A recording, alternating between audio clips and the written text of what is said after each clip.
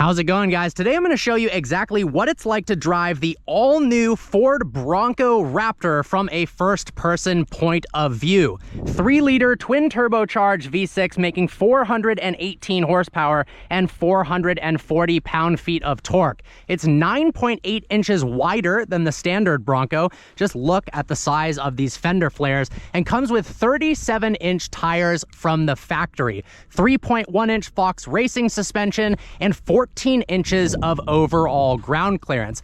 I love the vents for heat extraction in the side. We've also got a massive hood vent set up right here. And look at this, little Easter eggs. There's dates of significant Bronco victories in off-road racing back in the 60s and 70s. There's also a cool little Easter egg in here.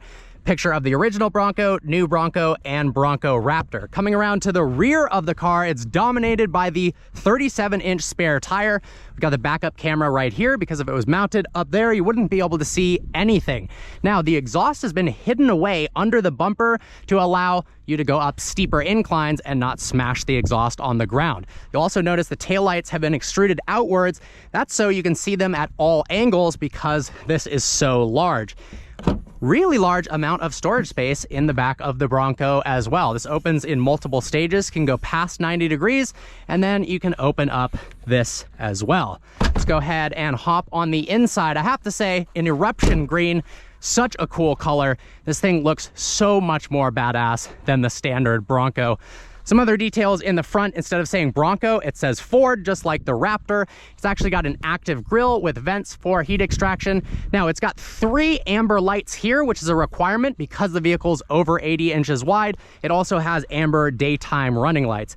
Now, we're at Hungry Valley Off-Road Park, about to go up this crazy off-road section. So let's hop in and I'll show you what this thing is like to drive.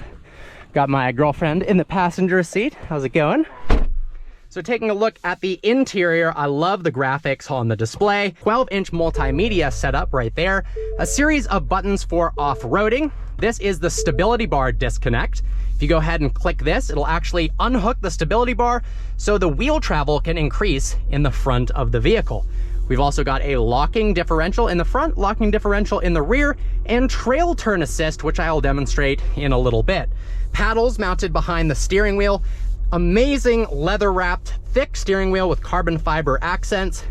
Take a look at the carbon fiber here as well. I love the little American flag.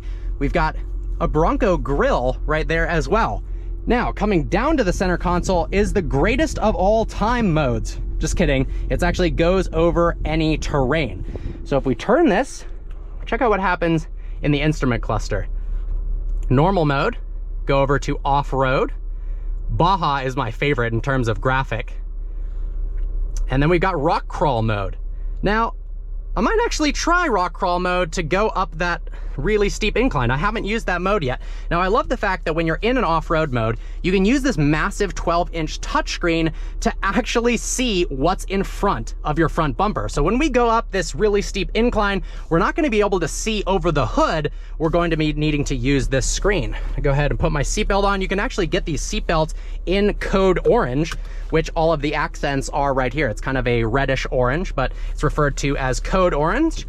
Let's go ahead, put it into drive and ascend. Did these guys get stuck?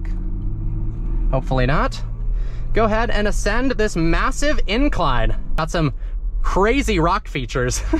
All right, let's go ahead and go up this pretty gnarly incline, to be honest.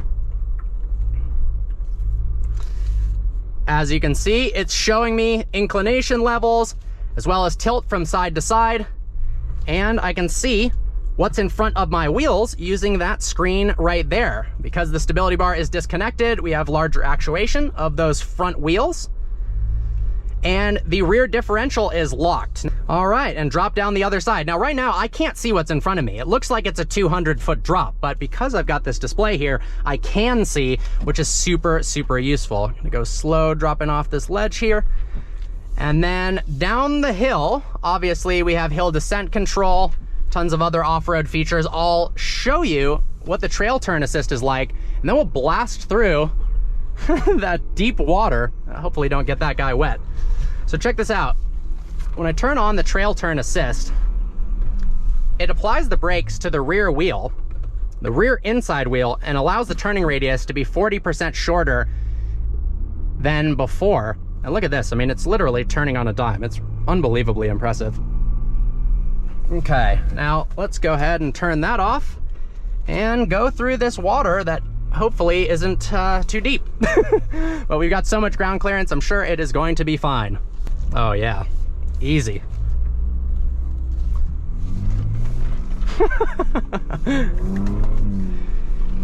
Now, the one thing I do really love about this vehicle as compared to the Wrangler is the fact that it is really, really good on the road itself. It feels so much more like a traditional SUV in terms of the way it drives compared to the Wrangler, which really feels like it's not meant to go on the road and just meant to go off-roading. The good news about that is most people who buy this are going to drive it on the road and not take it off-roading. But you really should take it off-roading because it is such an exceptional vehicle to drive off-road. But it does handle well on the street as well. It doesn't feel like the steering has infinite play in it. It feels like it should. Go over some whoopties here. The suspension is also really soft. Some off-road vehicles, they feel a little bit tight with their suspension and it rattles you around on the road. Feels like it's gonna rattle your spine apart. This couldn't be further from that. It almost feels kind of like a, not quite a Rolls-Royce Cullinan, but it does glide over bumps with unbelievable smoothness. It truly is really, really impressive. Now we've got active cruise control in case you want to speed the car up and slow it down itself in traffic, which makes it a little bit easier on yourself in long commutes. Now I will say the wind noise is much more than a traditional SUV, I believe, because you can take the doors and the roof off the vehicle. So at high speeds, you do get a decent amount of wind noise, but honestly, small price to pay for how epic this vehicle is. It is very wide, however. So it takes a little bit getting used to driving something that's so freaking wide. And you have to remember that despite the fact that these hood lines, which I believe you can attach a metal wire from there to the top, and then that'll cut branches out of the way as you're driving through difficult off-road sections to make sure that the branches don't smash your windshield. Despite the fact that they look like the vehicle is narrow, you do have to remember that there is a ridiculous amount of extra width on the side of the vehicle because it's 9.8 inches wider than the standard Bronco. I really like the interior, code orange accents, wireless charging, got USB and USB-C charging. You can change it from 4 low to 4 automatic. A whole bunch of different options. The customizable display is beautiful. The seat is comfortable and supportive. This is actually the marine vinyl version. You can get it with leather as well, which is more expensive, but the cool part about the marine vinyl is you can spray it down with a hose and not have to worry about damaging the interior whatsoever. So if it gets super dirty, not a problem whatsoever. I think we should go through that water again a little bit faster. Look at that, just easy.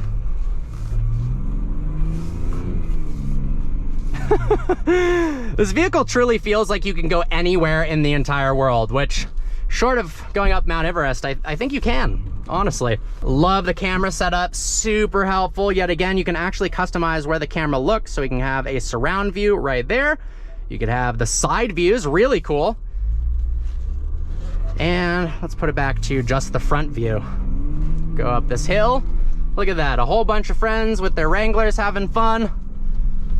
Sorry, I think I'd rather have the Bronco, and by I think, I know.